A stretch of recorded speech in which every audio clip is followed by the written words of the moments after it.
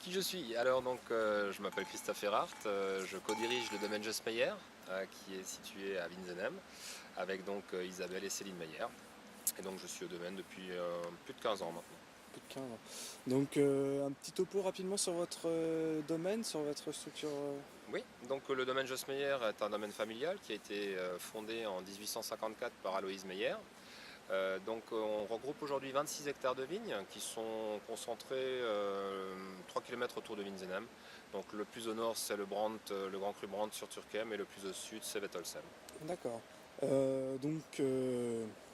envie de dire, où sommes-nous?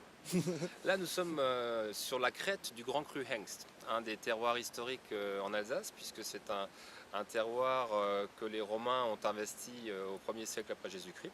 Donc c'est un grand cru qui fait 53 hectares 0,2 très précisément.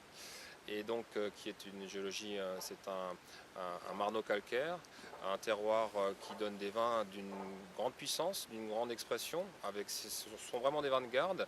Le Hengst, Hengst ça veut dire étalon en alsacien, donc on peut supposer que c'est peut-être parce qu'il fallait des étalons, en tout cas des chevaux bien constitués, bien puissants pour travailler les sols lourds du Hengst.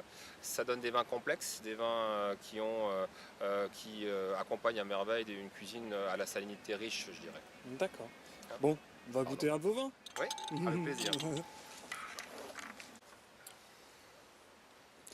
Donc, qu'est-ce que nous goûtons alors? Alors là, on goûte donc un grand cru Hengst du millésime 2008, Riesling Samin. Samin pour Saint-Martin, le 11 novembre. Donc c'est une de nos top cuvées, si je puis dire. C'est des raisins qui sont récoltés sur 3 parcelles qui sont situées sur la croupe du Grand Cru Hengst. Et où on est sur des vignes qui sont plus proches, on va dire, de la roche-mère calcaire, qui ont je dirais, toute la puissance du Hengst, toute la complexité de ce grand cru, mais avec, je dirais, une expression un tout petit peu plus fine. C'est-à-dire que sur les flancs, le Grand Cru Hengst c'est quand même un Grand Cru puissant qui montre toute sa générosité, toute sa complexité. Je parle souvent de l'horizontalité du calcaire qui a cette capacité à stocker une complexité minérale que des sables granitiques auront peut-être moins. Et donc les vins généralement provenant de terroirs calcaires ont toujours plus de complexité, plus de gras, plus de puissance, et vont accompagner donc des plats avec une richesse saline ou donc une complexité et un gras plus important. Et donc là, le Samin, il a ses caractéristiques, mais il les transcende à travers un petit peu plus de finesse. C'est-à-dire que comme il y a un peu moins de fond au niveau de la terre, il y a plus de précision, plus de finesse au niveau des caractéristiques du terroir. D'accord. Donc, qu'est-ce qu'on va ressortir au nez alors sur ce vin? Alors bien sûr, c'est encore jeune, mais ce qu'on ressent au-delà des caractéristiques minérales, bien sûr, provenant aussi en partie de la clé de lecture du cépage, Riesling, on a un petit peu ce côté, je dirais, craie, un peu magnésie, un peu talc, qui provient en fait du terroir. Ça se complexifie à l'ouverture, c'est-à-dire que si on laisse ce vin, ce verre se reposer, on va dire 10 minutes, 15 minutes, on va avoir de nouveaux arômes qui vont apparaître, d'autres vont s'estomper. Et donc plus ce vin s'oxygène, et plus on gagne en complexité, en expression.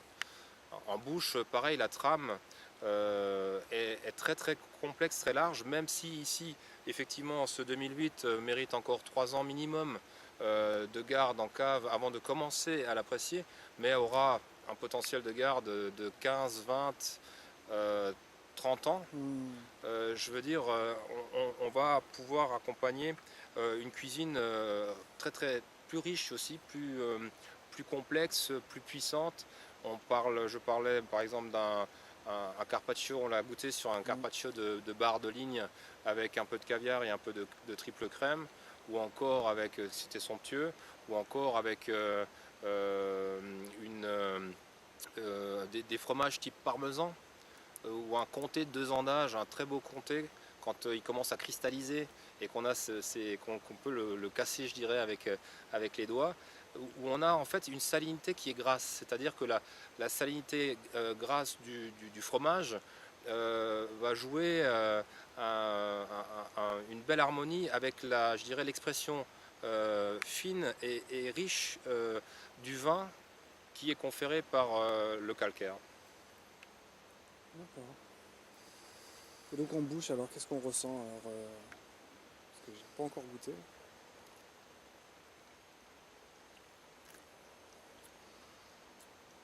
En bouche, on ressent toute la puissance du Hengst, cette attaque très ample, très large.